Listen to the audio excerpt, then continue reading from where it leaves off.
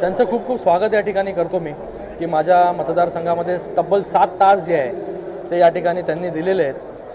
प्रत्येक गल्लोगल्ली जे आहे ते त्या ठिकाणी ते जाणार आहेत, व्हिजिट करणार आहेत आणि त्याचबरोबर जे आहे कल्याण लोकसभेमध्ये कशा प्रकारची कामं झाली आहेत ही ते त्या ठिकाणी मला वाटतं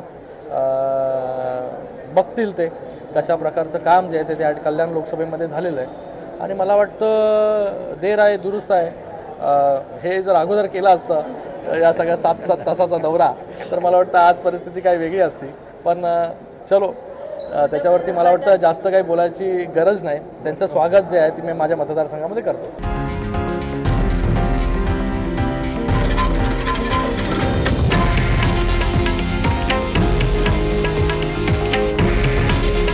हे आहे देशातील नंबर 1 न्यूज नेटवर्क आणि आपण पाहत आहात TV9 मराठी।